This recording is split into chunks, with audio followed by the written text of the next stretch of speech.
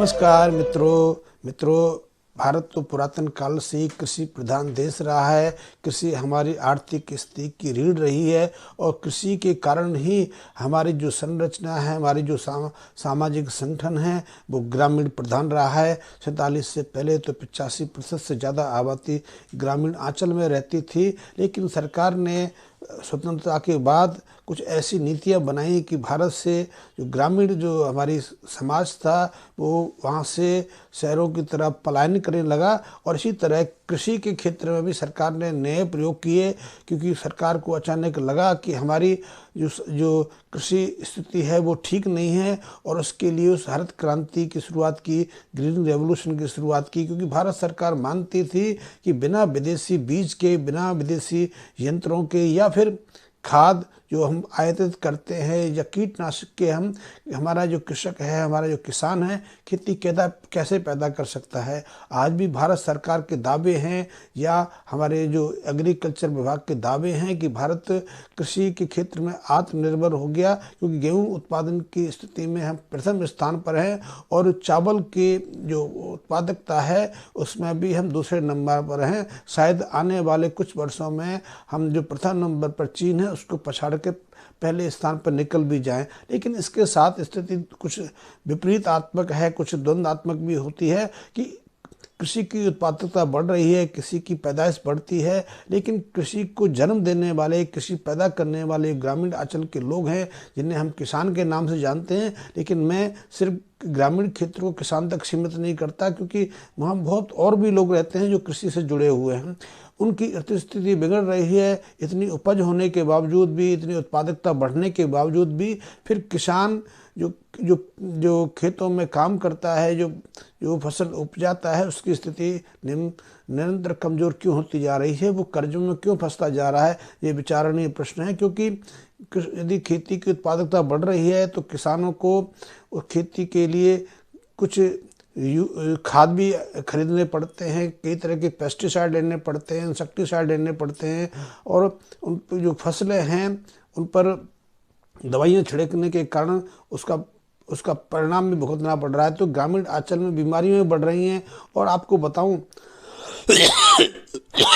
खाद से या इंसेक्टिसाइड या कीटनाशक दवाओं से उत्पादकता तो बढ़ी है, लेकिन जो उसकी लाभ प्राप्ति है वो घटी है। क्योंकि उससे पहले तो किसान अपने घर से बीज पैदा कर लेता था, उसको ना तो बाजार से खाद खरीदना पड़ता था, क्योंकि उसके पास ऑर्गेनिक बायो खाद के रूप में काफ़ी कुछ होता था, और इसी तरह से ना तो उसे कीटनाशक खरीदने पड़ते थे, तो वो खर्चे बचा लेता था। तो जितनी उसको फसल होती थी उससे उसको अच्छी आय हो जाती थी। लेकिन जब से भारत सरकार ने या सरकारों ने हरित क्रांति की शुरुआत की है, उसकी स्थिति कमज़ोर हुई है। और मैं आपको बताना चाहता हूं कि जो कीटनाशक हमारे किसान भाई अपने खेतों में प्रयोग करते हैं वो तो बहुत हानिप्रद हैं, क्योंकि उसके कारण न केवल कीट पतंग मरते हैं, इन जो कीटनाशकों के छिड़काव के कारण मधुमक्खियाँ ख़त्म हो रही हैं, तितलियाँ ख़त्म हो रही हैं, और भी कई कीट पतंग खत्म हो रहे हैं जो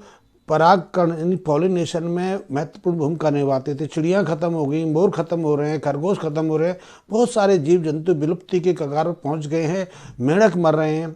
और ऐसे जो तितलियाँ हैं, भंवरे हैं या मधुमक्खियाँ हैं, ये परागकण में, पॉलिनेशन में महत्वपूर्ण भूमिका निभाती थी। और ये हमारे लिए बहुत एक खतरनाक संकेत है कि यदि इनकी संख्या और घटेगी तो इससे पॉलिनेशन घटेगा और फसलों की उत्पादकता अचानक जीरो हो सकती है, ख़त्म भी हो सकती है।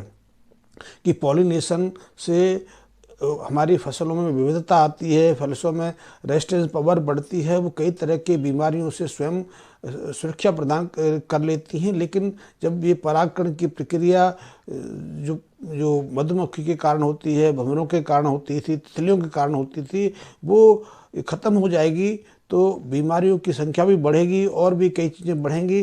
तो इसको हमें सोचना चाहिए। और कीटनाशक के कारण स्वयं किसान को भी नुकसान हो रहा है, क्योंकि इसके कारण किसान कई तरह की बीमारियों की चपेट में आ रहा है, उसके फसलें विषाक्त हो रही हैं, उसकी जो ज़मीन है वो विषाक्त हो रही, ज़मीन के अंदर का पानी विषाक्त हो रहा है, उसके आसपास का जलकूप है, हैंडपंप हैं या ट्यूबवेल्स हैं या नदी नाले हैं, सब विषाक्त हो रहे हैं। और उस विषाक्तता के कारण न केवल किसानों को बल्कि उस पूरी आबादी को, उसकी पशु पक्षियों को, सबको नुकसान हो रहा है। और इसके कारण उसके जो मवेशियाँ हैं उनमें भी कई तरह की बीमारियां पैदा हो रही है और इसके कारण किसान के ऊपर अतिरिक्त बोझ पड़ रहा है। तो मैं तो कहूँगा कि कीटनाशकों का प्रयोग किसान को नहीं करना चाहिए और कम से कम ऐसे विषाक्त रसायन आधारित कीटनाशक का प्रयोग तो नहीं करना चाहिए जिससे उसको स्वयं को खतरा हो और उसकी फसल भी विषाक्त हो रही हो, उसके पशुओं को, उसके मवेशियों को खतरा हो, क्योंकि ये एक खतरनाक संकेत है। और आपको मैं बताऊं कि 2015 के आसपास ब्रिटेन हमारा अगुआ है, हम उसी का अनुसरण करते हैं। ब्रिटेन पहले नंबर पर है और अमेरिका दूसरे नंबर पर, हम उसकी नीतियों का अनुसरण करते हैं। तो ब्रिटेन में 2015 के आसपास एक सर्वेक्षण कराया गया था, तो उस सर्वेक्षण से पता चला कि वहाँ की तितलियों की जो आबादी है वो, वहाँ तितलियों की कई प्रजातियाँ तो पूरी तरह विलुप्त हो गई और जो बची कुची प्रजातियां हैं उनकी संख्या भी 60% से घट गई है। मधुमक्खी के मामले में भी यही स्थिति है। मधुमक्खी यहाँ तो ब्रिटेन में 70 से 80% घट चुकी हैं और इसलिए ब्रिटेन को किसानों को जीवंत रखने के लिए, कृषक उपज को यथावत रखने के लिए दूसरे देशों से मधुमक्खियाँ आयात करनी पड़ी। मधुमक्खियों के संरक्षण के लिए विशेष खेत सुरक्षित करने पड़े, वहाँ मधुमक्खियाँ सुरक्षा से रह सकें। मधुमक्खी से शहद बनाना उनका प्रयोजन नहीं है, उनका मतलब है कि मधुमक्खियों की संख्या बढ़े और मधुमक्खियों की संख्या बढ़ेगी तो वहाँ के किसानों को लाभ मिलेगा, अन्यथा पॉलिनेशन या परागकण की प्रक्रिया रुक जाएगी। और ये सिर्फ फसलों के लिए नहीं, ये फलों के लिए भी है, साग सब्जियों के लिए भी है, वृक्षों के लिए भी है कि वृक्षों का परागकण या पॉलिनेशन भी तो तितलियाँ, मधुमक्खी, भंवरे करते हैं, फल फूलों का भी करते हैं। यदि ये ख़त्म हो जाएंगे तो ना तो आपके खेतों में, ना तो आपके बगीचों में फल लगेंगे, ना साग सब्जियाँ उगेंगी, फसल तो पूरी तरह नष्ट हो जाएगी। फसल का तो पश्चिमी जगत ने सब्सिट्यूट ढूंढ लिया है, लेकिन हम तो सब्सिट्यूट को नहीं ढूंढ सकते। तो हमारे लिए ये खतरनाक संकेत है कि हमें रसायन आधारित जो कीटनाशक हैं उनका प्रयोग नहीं करना चाहिए। उनकी जगह जो हमारे परंपरागत जो हम कीटनाशक बनाते थे, जिसमें हम पंचगव्य का प्रयोग करते थे या कुछ जड़ी बूटियों का, कुछ वनस्पतियों का इस्तेमाल करते थे, ये बहुत प्रभावी थे। और ये खर्चे में भी जो रासायनिक जो हम आधारित कीटनाशक बाजार से खरीदते हैं उसकी तुलना में नाम मात्र के थे। आज दोबारा से हमें उनका प्रयोग करना पड़ेगा। ऐसे कीटनाशक का मैंने 2-3 हफ्ता पहले एक वीडियो डाला था, बहुत लोगों ने पसंद किया और इस पर मैं अतिरिक्त जानकारी भी आगे आने वाले वीडियो में दूंगा। तो हमें सोचना पड़ेगा कि हमारे जो परंपरागत कीटनाशक थे वो बहुत सुरक्षित थे, वो हानिकारक प्रति नहीं थे, वो जो मित्र कीट पतंग थे उन पर विषाक्त प्रभाव नहीं डालते थे, उन्हें नष्ट नहीं करते थे और हमारी फसलों को, जो हमारे फसलों को नुकसान करने वाले बैक्टीरिया, वायरस थे, उन्हें सुरक्षित रख लेते थे, फंगस आदि पर बहुत प्रभावी थे। और ऐसे कीटनाशक छिड़काव के बावजूद भी मधुमक्खियाँ, भंवरे या तितलियाँ या और कीट पतंग थे, सुरक्षित थे, पर्याप्त संख्या में विद्यमान रहते थे, वो हमें शहद भी प्रोवाइड करते थे। तितलियाँ तो आपने देखा है कितनी सुंदर लगती हैं। और तितलियों का, भंवरों का, मधुमक्खियों का विलुप्त होने का एक और भी कारण है कीटनाशक, इसमें सबसे पहला है। दूसरा कारण है कि शहर इतनी तेज़ी से फैल रहे हैं, वृक्ष है नहीं, बगीचे बाग बगीचे समाप्त हो रहे हैं, क्यारियाँ उनको नज़र नहीं आती है। तो आप दिल्ली में चले जाइए, दिल्ली में आप बस से या कार से गुजरना चाहते हो तो दिल्ली क्रॉस करने में 3 से 4 घंटे, 5 घंटे लग जाते हैं। और यदि रेलवे से आप दिल्ली को पार कर रहे हैं तो दिल्ली को पार करने में 2.5 से 3 घंटे लग सकते हैं। तो आप समझ सकते हो कि इतनी यात्रा आपको बस, कार या ट्रेन से करने में समय लग सकता है। तो तितलियाँ बेचारी वहाँ जीवित कैसे रह सकती हैं। तो आप अंदाज़ा लगा सकते हो कि तितलियों को बचाना है तो हमें अपने आसपास फूल वाले वृक्षों को पौधों को लगाना पड़ेगा, वृक्षारोपण करना पड़ेगा, बगीचों की स्थापना करनी पड़ेगी। लेकिन सबसे महत्वपूर्ण है कि जो विषाक्त जहरीले रसायन हम खरीद के जो कीटनाशकों के नाम पर अपनी फसलों पर छिड़काव करते हैं, अपनी क्यारियों पर छिड़कते हैं, फूल पौधों पर छिड़कते हैं, उसको बंद करना पड़ेगा, क्योंकि ये बहुत खतरनाक संकेत है। और ये ऐसा संकेत है कि कभी भी पृथ्वीवासियों को खाद्यान्न के मामले में संकट में डाल सकता है। ये कोई सरकारी खबर नहीं है, ना सरकारी खबर आएगी, क्योंकि सरकारी खबर तो प्रायोजित रहती है, कंपनियों के अधीन रहती है। और हमारे यहाँ जो हरित क्रांति की शुरुआत हुई, ग्रीन रेवोल्यूशन की शुरुआत हुई, वो भारत सरकार की सोच नहीं थी। इसकी नीति तो पिछले 100 सालों से बन रही थी। अंग्रेज तो 18वीं शताब्दी के मध्य से एक नई कृषि नीति हम पे थोपना चाहते थे, क्योंकि वो देखते थे कि भारत का किसान ना तो बीज खरीदता है, ना खाद खरीदता है, ना उसे किसी कीटनाशक की जरूरत पड़ती है, फिर भी वो आत्मनिर्भर है। और हमारे यहाँ कभी खाद्यान्न के मामले में कमी नहीं हुई।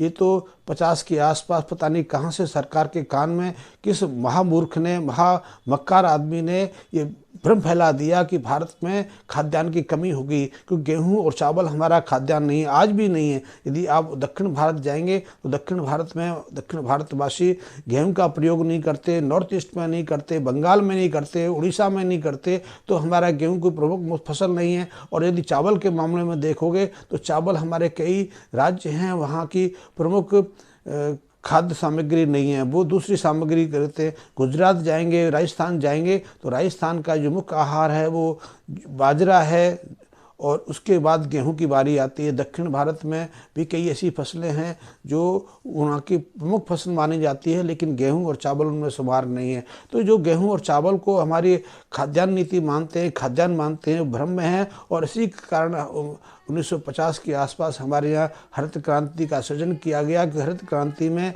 गेहूं और चावल उत्पादन में प्रमुखता दी गई। ये खतरनाक संकेत था, इसके लिए पूरी मंडी तैयार की गई और ऐसे बीज और ऐसे योजना तैयार की गई कि किसान अपनी फसलों को छोड़कर इस पर आ गया।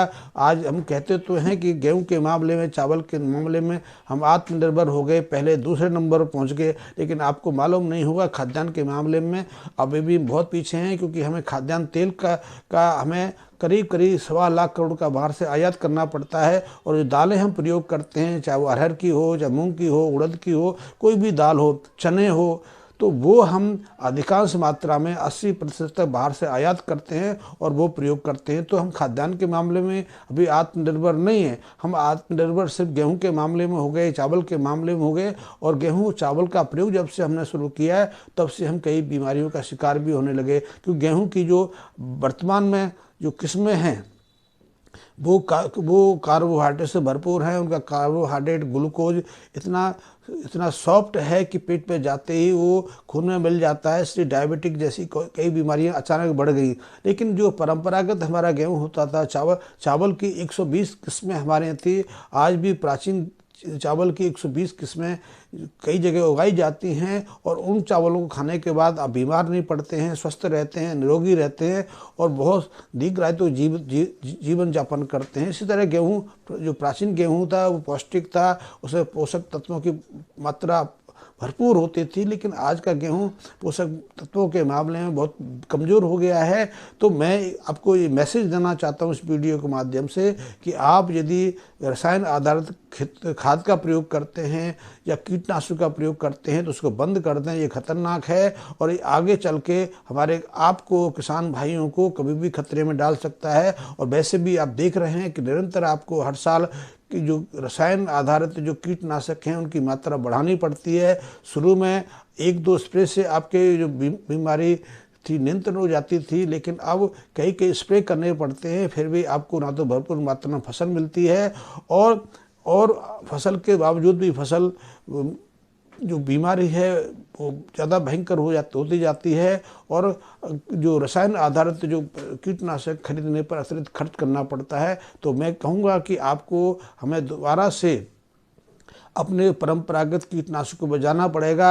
इन कीटनाशकों की जानकारी मैं विस्तार पूर्वक अगले वीडियो में दूंगा। वैसे मैंने पहला वीडियो बनाया, वहाँ देख सकते हो। और आपको मेरा वीडियो कितना पसंद आया, इसमें क्या जानकारी आपको अच्छी लगी, या इस संबंध में आप कोई अतिरिक्त जानकारी लेना चाहते हो तो इस संबंध में मुझे मेरे मैसेज बॉक्स में कमेंट्स कर सकते हो। आपने यदि मेरा चैनल अभी तक सब्सक्राइब नहीं किया तो सब्सक्राइब ही कर लें और मेरे बेल आइकन को अवश्य प्रेस कर दें ताकि मेरा हर वीडियो आपको यथाशीघ्र पहुँच सके। धन्यवाद मित्रों।